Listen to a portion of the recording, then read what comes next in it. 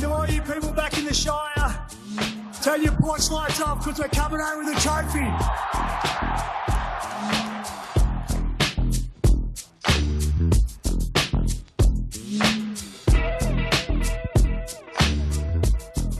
Hey there, welcome to Sharkcast, a podcast dedicated to the greatest sporting club in the history of the world, the mighty Cronulla Sharks.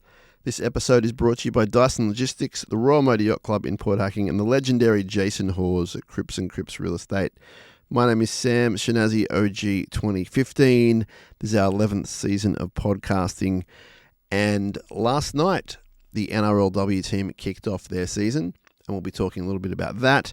We'll be talking about the NRL team, of course, and going through some of your mail and just a bit of news that's floating around. There is actually a lot of news floating around, and I know a bunch of you are in a pretty low space when it comes to the team. There are some things on the horizon which might brighten you up a little bit. So last night at Sharks Stadium, last night as I record this, Sharks lost 18-16 in a very tight contest to Parramatta. Parramatta started pretty good pretty early. Their tries were fairly soft. One was from a kick in the 8th minute, a grubber kick, which our fullback couldn't clean up in time. And also in the 14th minute, the very talented Rachel Pearson from Parramatta with a chip and chase. So they led 12-0 after 15 minutes. In the 30th minute, Philomena Hamizi, who was having a very strong game, scored her first ever Nrlw try in what is, I think, her 4th or 5th season. Unfortunately, she was injured pretty seriously just after half-time and didn't return. Waiting to see on what that injury is, but it didn't look very good. So it was 12-6 at half-time. Georgia Hannaway converted the try. In the 37th minute, Rachel Pearson got a penalty goal, took the Eels to 14-6. In the 43rd minute, Davis Welsh burst through some defence, scoring. Hannaway misses, 14-10, the Eels lead. In the 48th minute, our very talented number 9, Dodd, with a dummy half try. Hannaway gets the goal. Sharks lead 16-14. It's looking pretty good. Then in the 55th minute, Jackson with her second try for the Eels, a dummy half try. And that was the final score, 18-16. Anessa Biddle did come off with 2 trainers limping, but I'm led to believe it was the world's worst cramp, and hopefully that doesn't mean it's too serious. It didn't look good, but I think in hindsight she might be doing better. If news is broken on that already, then I apologise.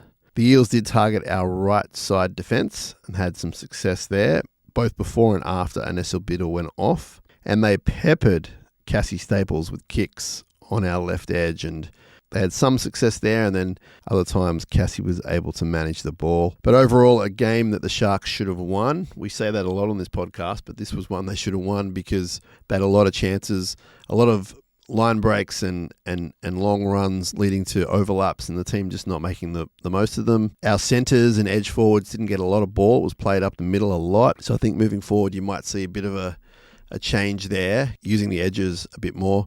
Looking at the team, Emma Veron, who you used to know as Emma Tonagato, she had a pretty strong game. A couple of errors there in kick defence. A highlight of the game for me last night was watching Emma Veron run the ball. Real kind of, I hate to say it, but like a rugby union style almost. A running half, I don't know, but it was very good to watch. I mean, Penatani Gray didn't get too much ball. Anessa Biddle ran 120 metres, always very strong running the ball. Georgia Hannaway, I thought, was probably our best player and just very creative. The new half, Kira Ratu, probably need to see more from her. Ellie Johnston, who you heard on the show earlier in the week, she had a pretty good game, almost 100 run metres. Quincy Dodd, I thought, was her strong self, but not quite as effective. A little bit of indecision there when running, but she was heavily involved, and you need that to be a successful team. The back row, I mean, Brooke Anderson was her usual strong self. I was a bit bummed that Talia Holmes and Rhiannon Byers didn't get more ball, but hopefully moving forward you will see that. And some of the bench work was fantastic. Davis Welsh, who ended up playing in the centres for a while, covering Biddle. She was really strong. And also Taka Partolo ran for about 130 metres, which was the most for the Sharks, and that was off the bench, so pretty good effort there. Shinazzi went really well while she was on the field. So there's a lot of hope there. Of course, Jada Taylor is due back probably next week, but wait and see on that, but very soon. So you might see a bit of a switch around in the spine. There's a lot of hope there. They can play a lot better than what they did. I'm still looking forward to a very big year from the Nrlw Sharks. Atmosphere down there was pretty good. I know on TV it didn't look amazing because of the one side being closed off. There were people there, and the people there really enjoyed it. A very vocal crowd. Definitely recommend it if you like rugby league and you haven't been to an Nrlw game. Go check it out. You'll be hearing more about the team moving forward on other episodes. But that was the first game for the year, premiership game. Sharks losing 18-16. Now, we know about losing to the Storm last week. We covered that in the post-game show last week. So if you haven't heard that, go back and have a listen to it, please. A little bit of admin to note. We are no longer on Omni. So we're not hosted by Omni anymore. We're hosted back on Acast. So if anyone here listens on Omni, you might want to switch that around to Acast. And when you see us pushing out links and that kind of thing, it'll be from Acast. So just a bit of admin there. It doesn't affect you mostly. So unless you listen to Omni, this doesn't affect you. So just carry on with your day and night. But yes, Sharks lost to the Storm last week. I think it was 30 points to 6. Blew out in the end. Around the 64th minute, it was 12-6. In hindsight, I think that they put up a good fight. Was it 2 tries from kicks, 1 from an intercept? So defense held pretty good for most part, I should say. Not the whole game, for the most part. Obviously not good enough, but there's hope there. There's signs there that this team can still put in a good performance. It was their best performance in a long time in a lot of ways. Unfortunately, though, the last 15 minutes was a problem. They were playing the Melbourne Storm. It was in Melbourne. It's a hard place to go win. The next 2 games will be difficult as well. I think the Dolphins game will be a lot more difficult than the Roosters game. I think the Roosters game is a revenge game for us. At home, we know what we're going to come up against, and our attitude will be spot on. Dolphins are a very, very slick team, and that's going to be a real challenge. So moving forward, I'm feeling optimistic we'll make the finals. I know that's not good enough because we were hoping for top 2, top 4, and that's blown out the window now. But I don't think all hope is lost if you're someone who likes to make the finals. And I'm not going to say it, but people say it. When you make the finals, anything can happen. So that's what people tell me. I don't think you're going to see much change to the team lineup, as frustrating as that is for some fans. It's a wait and see. We won't know till Tuesday. Then you won't know until the Thursday, then the Friday. I think it's a Friday game next week. So only about a week away. It'll come around pretty quick. Stay tuned to Sharkcast Pod for lots of episodes in between. But that's what's going on there. There is last I heard, members meet and greet with the head honchos. So forget about getting your selfies with the players. Dino Mezzatesta and Steve Mace. Not sure if anyone else will be there, but those two will be at Cronulla on Tuesday. I believe you need to submit your interest in going. You would have got an email about it. Check your email, check your spam, check whatever. That's what's happening next week on Tuesday, and they'll be there to answer your questions about things. I know a lot of you have questions. So if that's something that interests you, put that in the diary, check it out. If you haven't already replied to them, RSVP to them, you should probably do that. By the time you hear this, you may hear of further news from those two gentlemen about things that are happening in the future. We can talk about that next week, should that announcement get made. Very weird feeling being this low on the ladder at this time of the year. We haven't felt this way for a long time. It's not a good feeling. And I do think the Dolphins game is going to be a real test of, however you want to put it, where we are, what we're doing, what we mean, our status. I think this is the game, the Dolphins game at home. Got to turn it around. They're a pretty good team. They're in red hot form. You'll see what's going on with this team against the Dolphins. Lose that game? I don't know. Move on to the next game. But I think that it's a big game for the team this year. I'm not talking about for the next 10 years. It's a, make or break, decides lots of things. I think this game decides a lot about what's going to happen this year in terms of a bunch of things. So It's going to be fascinating. Friday next week, Dolphins come to town, fins up, and we shall see who has the best fin. I don't think Craig Fitzgibbon has beaten the Dolphins yet, or the Sharks maybe haven't beaten the Dolphins, whatever the stat is. I don't have it in front of me right now, but we'll get to that next week. I should point out also that the Harvey Norman women's team won last night in their first game of the year. They won 26-18. It was a very mixed game. Parramatta were winning, etc. We trailed 12-10 at half time, but got it done in the second half. Stephanie Faulkner, amongst other people, stood out, scoring a double. And I believe the team also featured Sam Eismunger's daughter, for those people who are fans of Sam Eismunger back in the day. All right, before we get to your mail, let me tell you about the Royal Motor Yacht Club in Port Hacking, a great place to watch sport, rugby league, any sport you like, I'd imagine. Great bars, friendly vibe. The food there is excellent at their restaurant called The Galley, and it's just a very nice place to be. Waterfront views, is that the right term? Water views. Friendly staff, never an ounce of trouble down there, just good vibes. And you should go check out the Royal Motor Yacht Club in Port Hacking. Their website is rmycph.com.au. Their phone number is 9523 9300. You can become a member. You don't have to be a member. We encourage you to become one, but you don't have to be. You can just rock in. It doesn't have to be within the 5 kilometres. Everyone is welcome, and it's a great place to be. If you see Liam, the manager, around, tell them that we sent you. We recommend it. We go there. We hang out. I was down there the other week talking to Liam, hanging out, and it's a great place to be. The State of Origin on this week, so who knows who might be there watching that game on Wednesday night. Royal Motor Yacht Club, Port Hacking. Let's get to your mail.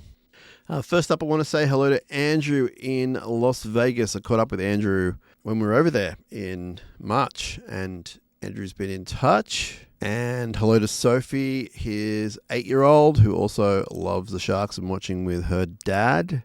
He says, like a lot of fans, I don't understand the selections. Kafusi needs to go back to the Jets and think we try some of the young guys coming through. I understand it's an incredibly tough game and Fitz knows way more about it than I ever will.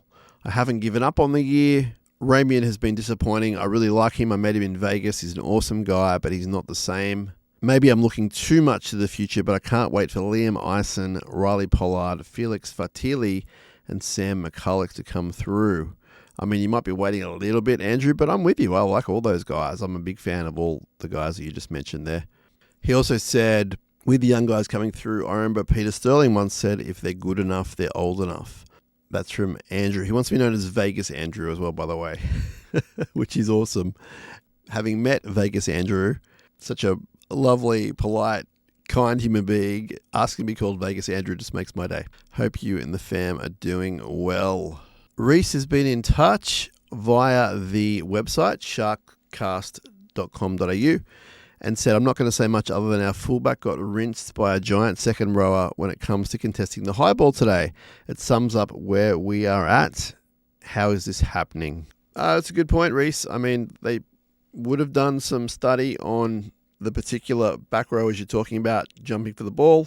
I don't know how a fullback gets out jumped, although is there a height difference there, I guess? I don't know. But yeah, not good enough. Appreciate you being in touch, Reese, especially via the website. Hope you're well. Stephen's been in touch. He said, we all heard about the honesty session, but as expected by myself anyway, still no result. Still the same 50, 60 minutes of the game. I could carry on about how weak, soft, or lack of will this side has to win, but I think the supporter base knows that by now, and if they don't, I wish I had their optimism. So what I will say is the side, including the coaching staff, needs to have a broom put through it. They've been together for 4 years now, and we were all led down the path of the coach saying, once the players get to 100 games, we'll see a great side, but they haven't become great. If anything, they've become worse. At some stage, changes have to be made. Players need to be dropped. Unfortunately, and it pains me to say it, we're a side that has gone backwards, and for the foreseeable future, we'll be trying to jag 7th or 8th. We're back to being just an above-average team. We get smacked by good teams, we beat bad teams by a margin, and occasionally get the fan base excited by upsetting one of the good teams. One thing that is really astonishing is it looks like due to a coach not wanting to drop players that young talented players will be moving on. Here's what I'd do for the rest of the season and next. No Will Kennedy.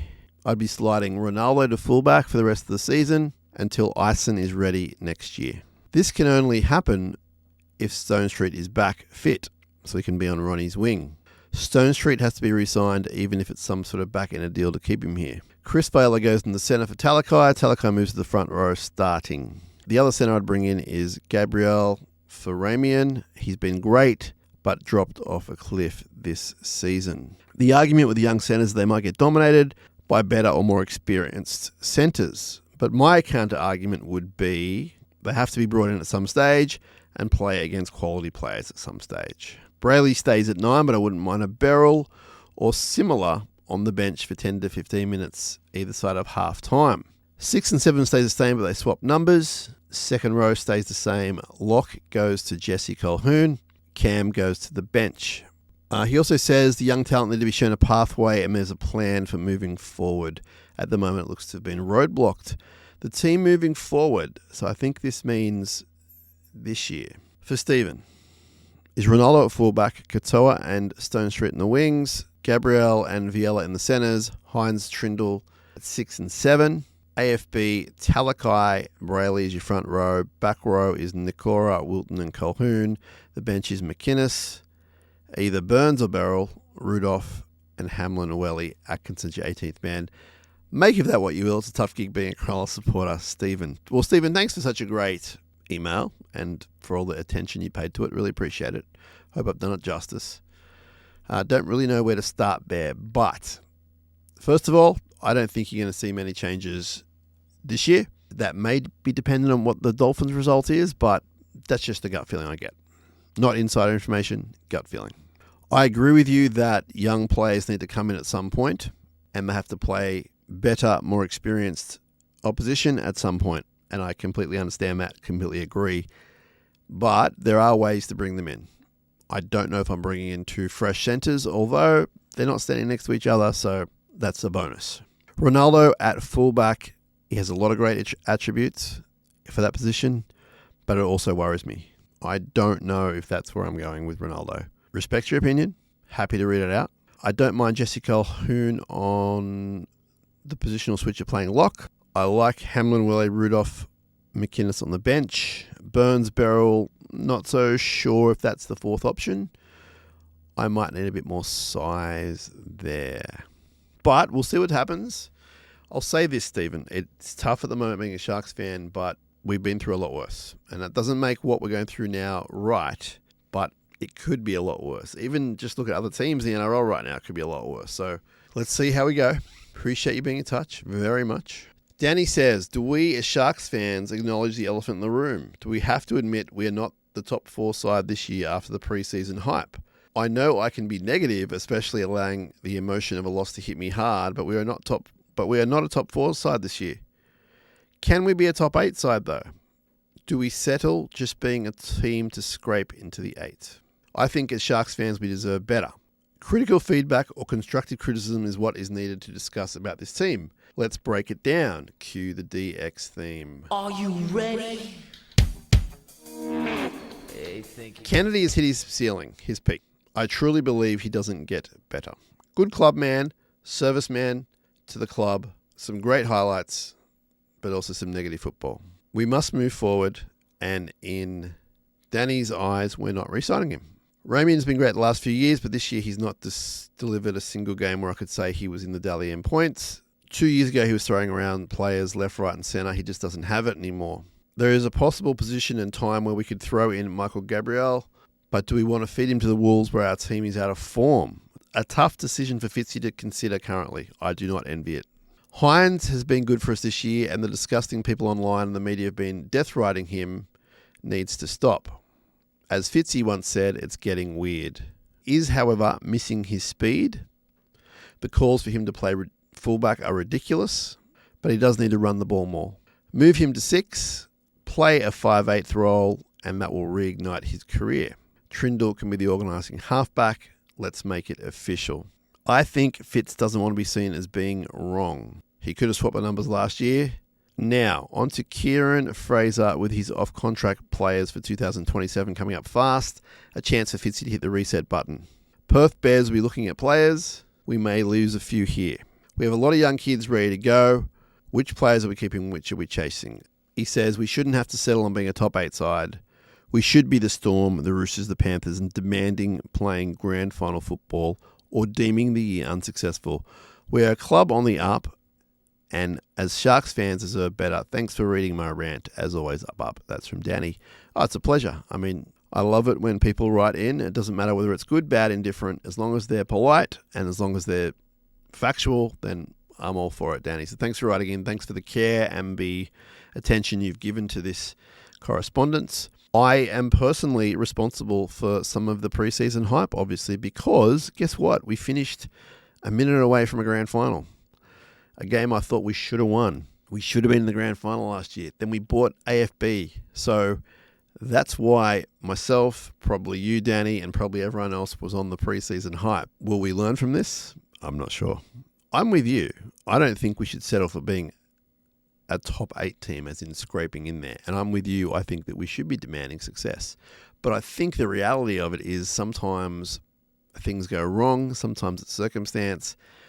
And it's hard just to flick the switch and go, do this, be a successful team, and it happens. Sometimes, it's gradual. Maybe you have to wait till next year. I don't know. We'll see what the future brings this year. But I'm with you. I'm with you when you say Sharks fans deserve better from the team and what they're dishing up currently. On the point about Craig Fitzgibbon not wanting to admit he was wrong if he was to switch the halves around, I don't believe that.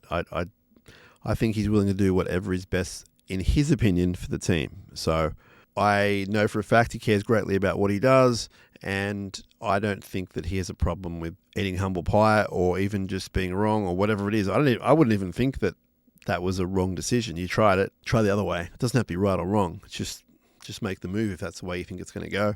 I think you will see some change slowly over the next few years as far as players coming and going and that kind of thing. Not sure what's going to happen this year, but I think they've got to find a way just to win with the current team, and the current team will change a little bit next year, I think, but overall, obviously, it's the majority of the squad, so we got to find a way. I appreciate what you've written in. Hopefully, I've answered what you wanted me to answer. Kim has been in touch. Kim says, I don't blame Will Kennedy for the tries from high balls we're letting in. It's a team effort, and a game plan is required to defend the high ball. Fans and commentators know the high ball's coming. Somehow the Sharks players and or coaching staff don't. No fullback is going to outleap Katoa, Tupu or Lomax with a running start. Only a team effort, player awareness and a game plan can stop the try from a high ball. 2 recent high balls to Meaney and Hughes. Katoa caught the ball, but we had players walking back. If they aren't pressuring the kicker, legally impeding Katoa or in between the ball and support runners, they need to run back to crowd Katoa where he lands, assuming he catches it, and stop any passes or tap-ons. Everyone needs to scramble back. Hughes kicked the high ball, ran 20 metres past 7 Sharks players to be there as a support and score the try. With Trindle's try, Farlogo let it bounce, but Pappenhausen, Hughes and Meaney were all there, nearly saving the try. Ronaldo didn't get near the high ball without traffic, was never jumping one-on-one against Farlogo. That's the difference in effort and coaching, in my opinion. I still believe we can make the 8 with our run home and the buys. The season is so open, we just have to get there with some form. If we won those 3 games against Raiders, Tigers and Broncos, we'd be equal second, not 10th. Up from Kim. So there's some, I guess, positivity there in the sense that maybe we're only a whisper away from second place in Kim's opinion. I'm not saying that, but maybe that's what Kim is hinting at. But also, more importantly, I love the fact that you're not just dumping on one player. So, yeah, Will's out of form. Will could do better. But everything you said just makes sense, and I appreciate that you need, in this day and age, a plan for when the high ball comes. It's not just one-on-one stuff necessarily anymore. I completely see that. I don't think that's every time, but I think the majority of time that a ball comes your way, you need to be able to defend it as a team. So appreciate that, Kim. Legendary. Thanks so much. Drew has been in touch. Drew travelled to Melbourne to watch the team He went to the Pink Lemonade, which was awesome, I heard. Apologies I wasn't there, but I believe next year I will be, so stick tight. I mean, I was planning on going there to Melbourne. A lot of you know that. Some things came up, unfortunately, but I'll be there when I can be there, that's for sure. Drew says, had a great day. Even the results didn't hamper that, but the Sharks boys could have come over to the supporters bay and said thanks. Rudolph did it for 2 minutes, but the kids were really upset. Results are what they are, but kids 600 kilometres from Cronulla deserve better. That's from Drew. Thanks, Drew, for being in touch. I heard a lot about that. I got a few different opinions on that, and some of it you probably won't like, but I actually don't think that the team is completely responsible for walking over to their fans and doing the meet and greet thing after the game. What I would personally do if I was a player, if I was a coach of the team or in charge of the team, I would, at every game, find out where the away bay is, and as a group, I would expect the team to go over towards the bay, give a clap, give a cheer, acknowledgement, and personally I think that's enough, particularly after a loss. If they win, and I know you're probably saying, well, what's the difference? Well, difference of mood, different of emotion, different of how it appears. If they win, then maybe you can spend a bit longer out there, but I think considering that they did a meet and greet at the hotel the night before, was it? Or was it the Friday? I can't quite remember, but they did a meet and greet, an official meet and greet for members where they gave up their time on the trip. I think that's enough. I really do. And I understand that young kids make memories from these moments, but I just think sometimes we expect too much out of these people. I know that's going to probably shock people by me saying that, but as I said, definitely acknowledge the fans. 100% with you. And I commend Toby for doing that. He's a top fella. I just think we've gotten to a bit of a habit where we as supporters, as fans, think we're owed all these things. I personally don't feel that way. Hopefully it doesn't cause too many ripples for you guys and girls. That's just an opinion, I guess. And you guys want me to have opinions. That's my opinion. It's a tough one. It really is. Not backtracking on what I said. I'm certainly not sitting on the fence. Completely understand your point of view, Drew, and see it how you're seeing it. But I've been thinking about it, and I just think that they did a meet and greet. And okay, not everyone could be there. I completely appreciate that too. But they did one. I imagine if you're at the ground when they're walking in or walking out, they would stop to say g'day. They'd stop for a photo. They'd stop for an autograph. After a game like that, I just don't think I necessarily need them to or want them to come over and spend 20 minutes taking selfies and all that sort of stuff. I don't know. I'd have no problem with it. But to be honest, I can see the other side of it, I guess, is my long-winded answer. Thank you so much, Drew. I'm glad you had a great day. And I hope that the kids, in all sincerity, have gotten over it okay. I will say this. I know that Lush from Melbourne, who organised a bunch of things in Melbourne for the Melbourne Supporters Group, I know that he said that he was told by one of our highest officials that the team would come over, and they didn't. So there's some communication there that might have gone the wrong way. So I also appreciate that you maybe thought they were coming over and they didn't. So Steve says, if they re-sign Kennedy, I'm done. He can't jump. He's cost us 2 tries and he just stands there while they fly high above him. His defence is no good and we can't win a comp with him there. He had a good start to the season and he fooled us all, and now he's starting to show his true colours. Also, you're not a fan of Kafusi or Nico and critical of the pass that led to the intercept.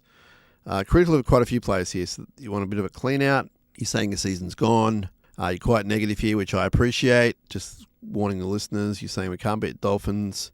And you also think next year's going to be a problem as well. You're saying no more watching the team this year. They're just too disappointing. You know, other fans will follow from what you hear on many sites. See you in 2026. You've lost me this year. Steve, I think that's not true. I think you're going to keep watching because you love the club. I hear your frustration. I feel it. But don't you want to be a fan that is there in thick and thin? It doesn't mean you have to like everything. You can say all the negative stuff. You can believe all the stuff. You can say this guy's got to go, coach's got to go. Say all your stuff. Why you got to stop watching? Keep watching, dude. Come on.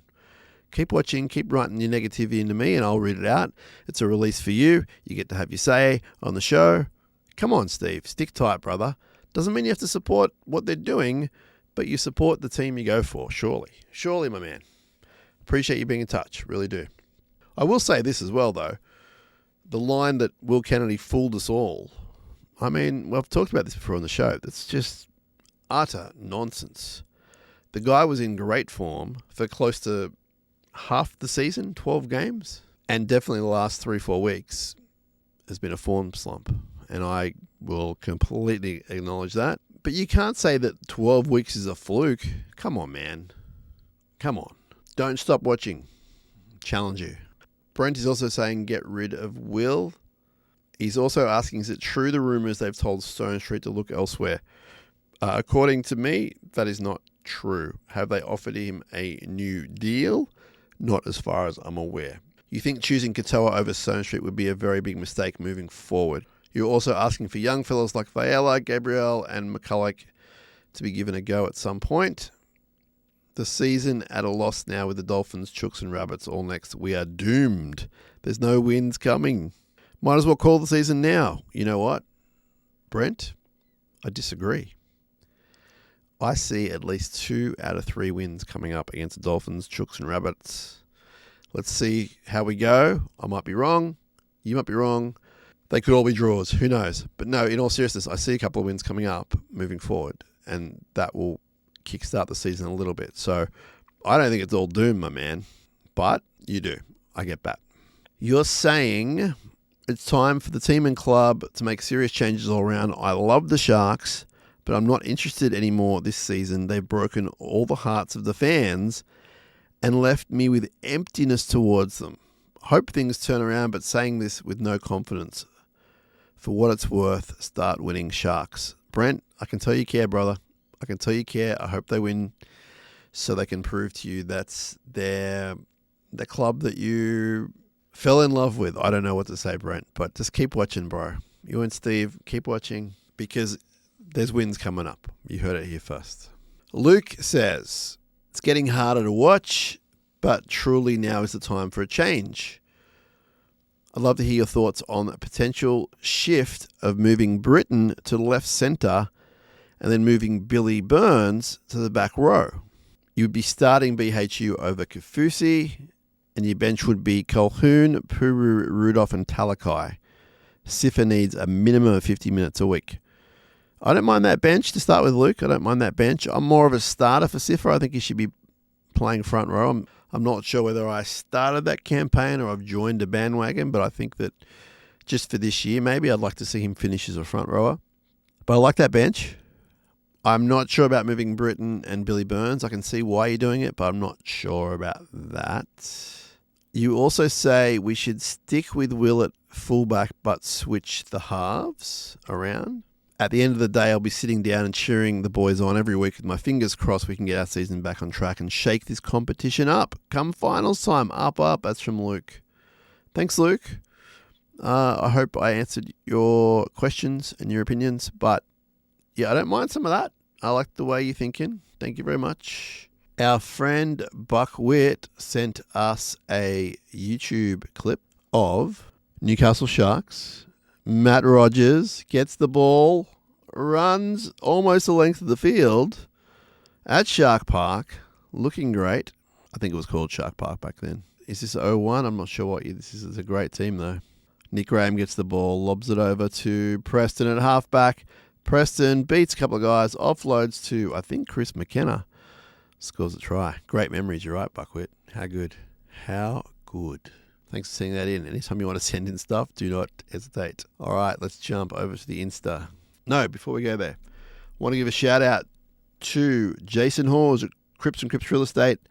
Jason is a long-time supporter of the show. He's a longer supporter of the Cronulla Sharks, lifetime member and fan. Lived and worked in the area his whole life. If you have any question about real estate at all, no matter how big the question, no matter how small the question, drop Jason a line. 0410 417 450. 0410 417 450. Tremendous human. Completely recommend him. We've become good mates. And I really, really recommend Jason Hawes for any of your real estate needs, questions, requests, he'll help you out. Tell him that Sharkcast Pod sent you, and he'd be stoked to hear from you. Jumping over, Wade was in touch. Wade was commenting on the release of the Rugby League 26 game, the cover, which our own Tiana Penatani is going to be on the cover along with some guy called Nathan Cleary. But looking forward to that. Myself personally, I love those sort of things. PS5, it's on a few different platforms. Rugby League 26, I think it's July 17th, somewhere around that. We'll try and cover that a bit more for those of you that are interested in that kind of thing. It's going to be a lot of fun. So, Rugby League 26. He also said, how do we let Andy Robertson go and keep Cassie Staples? Cassie had an unhappy night under the high ball, I know that, but some of her runs are really good, and she's a pretty important part of that team in the terms of her maturity that she brings and the way that others look upon her. So, not sure about the Andy Robertson question, though. I can't answer that, but thank you for being in touch. I do want to say thanks to everyone who tuned into the Nrlw episode that we did last week. It was exclusively about the Sharks Nrlw team. Had a lot of fun talking to Tale Holmes, Ellie Johnston, and Coach Tony Herman, and certainly the plan moving forward is to do that on a weekly basis. We'll see how that goes. No promises, but that's what we're trying to do. So aligned with the club, and the club released some cool content via us on their socials and their website. So if you ever see that around, give it a click, give it a like, give it a follow, watch it on their website. It all helps Sharkcast Pod, that's for sure. But yeah, a lot of fun was had, and hopefully we can have some more fun. It's a bummer they didn't win last night, but that's just how it goes. Hello to Taylor, who also liked the Rugby League 26 game content that we posted. Jake sent a message saying, Atkinson in 6 for the Jets weekend. I wonder if it's going to be a permanent move to keep one of the big boys on the first grade bench. So I have no intel there, but it is interesting. He's playing 6 this weekend. I don't think I've read this one out. It's from Brad. It said, my problem isn't with the players anymore. If they're giving their best and they've reached their ceiling as a team, so be it. The coach is now the one driving his team into the ground. No fresh ideas, no new plays. Same team name week in, week out. Baffles me at this point. How he can sit back and think maybe if I'd name the same team, next week things will be different. One change I'd like to see is another attacking option with moving McInnes to the bench and letting either Hohepa or Colquhoun ball play. I like the end of that note, Brad. Thanks for being in touch. Thanks for your support of the show. As always, I've got no problem with Colquhoun in particular starting at lock. I mean, he does bring a lot of impact off the bench. You're going to need someone else to do that. But I don't mind the idea of him starting, and I'm still a big Cam McInnes guy, so I've got room for him in my 17. I don't really mind where he plays as long as he plays with his big heart. I quite like that. I'm not sure about the coach stuff personally. I mean, you guys know I'm team Fitz, and doesn't mean the guy's perfect. Doesn't mean I wouldn't change some of the stuff he's doing. But I think the notion that he's just sitting back and thinking if I name the same team, it'll be different. He's a much smarter individual than that. So I personally am not going along with that line. Different Brad was in touch and said, I didn't get to see the game today and probably won't as I'm down at the snow with 80 school kids. Give me a 5-word summary. I'll listen to the audio of the post-game show tonight. So thank you, Brad. I'm assuming you did that and appreciate it if you did. Here's some 5-word sentences I wrote back to Brad. Better, but not good enough. Still too many errors, Sharks. Discipline is still a problem. That's 3 5-word sentences. So thanks, Brad. Appreciate that. Last week on the live stream, we had a problem with the Insta, and I posted about it, and the very infamous and famous Brendan Cowell wrote back saying, symbolic. And then I replied saying, you're such a poet. Jake says, Ronaldo needs to stop talking and play some footy. I'm not sure if I read this one out before or not, but Chad said, why isn't Ronaldo mentioned when it comes to playing fullback? He's the right frame, good on the high ball, coming out of his own half, can assist with tries and grubber chips, and a good talker. That will leave Katoa and Stone Street in the wings and Kennedy to the Jets and be back up for the back 3. So some of that I like, Chad, and some of it I don't. I've already mentioned on the show that I don't think it would be completely beneficial to have Ronaldo at fullback. You're right, though, that he has the right frame. He's not bad under the high ball. I wouldn't say he's amazing. He's good at coming out of his own half. Try assist, maybe. We've seen him set up some things, of course. Grubber, chip, yeah, good talker, absolutely. I would need to see it, I guess, because at the moment it's more a no than yes from me. But there is a storyline out there that people are going along with, much like yourself, and I don't hate it. I just don't think it's necessarily the right move. From Michael, one of our original great listeners. And I have to apologise, I haven't replied to you, Michael, and I completely apologise. Hopefully you hear this. Michael said, how have you been? Well, I'll answer that later, but I'm okay, thanks. You said, thanks for the content. Good after-game feedback today. I'm Will Kennedy's number one fan, but it's time to close the door and move forward. We'll not progress forward with him at number one. He's a polarising player, can cop an unfair rap, but realistically, he's the lowest paid number one in the comp, and people's expectations are wanting a lights-out player. You said his defence has had some improvement, but it's not good enough at this stage. You also think that not signing will play on his mind a bit. It's gone for more than half a season. If you don't know where your future lays, it can play on a player's mind as well. End of the day, a few issues with the team, and the concerning thing is the management of the squad. I hope Will Kennedy can pick up a English Super League deal, as I think he would kill it there for a year or two. Keep up the good work. Up, Willie. That's from Michael. Thanks, Michael. Really appreciate you and your correspondence, and I hope you're doing well. More importantly than how I'm doing, I hope you're doing really well. And yeah, I know you're the number one Will Kennedy fan and must be doing it tough right now because your boy's getting dragged through the mud. Have defended him for most of the year. But yeah, his form has definitely dipped in the last month. I think he can turn it around. I think that it's not a fluke that for the first 12 rounds, he was either first or second Dally M votes. No matter what you think about Dally M votes, he's still, even if you don't consider them to be the pinnacle of the game, which is fair enough, he's still in your top 10 players. The slump has been dramatic, along with the team, it should be pointed out. But interesting you say that as his biggest fan at his time. So we'll see what happens there. Paulie has been in touch. He also would move Kennedy to England, along with the captain. And you'd make Brayley the club captain. You'd sign Stone Street and put all the eggs in the basket with Liam Eisen. You would also have a shootout between Vela and Gabrielle, and Jesse Colquhoun becomes a starting lock. And you're also looking to build up Sam McCulloch for next year in a bench spot. So a lot there to consider, Paul.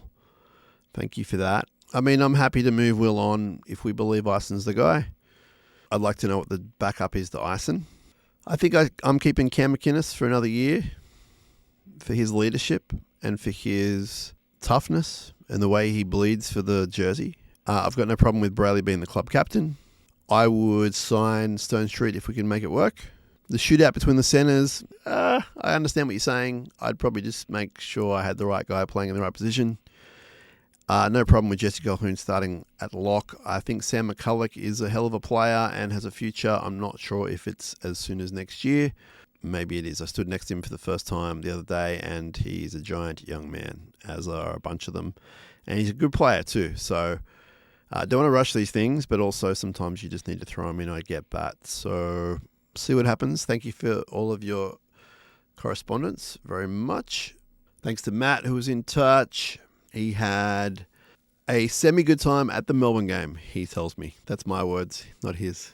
He said, thanks for putting up with my venting. Love to buy you a beer if you make it for a game. And I replied, I would love to have a beer. I think that's all the correspondence. I did want to point out one more thing. I did get some pretty nasty correspondence online. And I thought about reposting it, and I thought, I don't know. I'm not going to do that right now. And, I'm open to criticism. I put myself out there. I get it.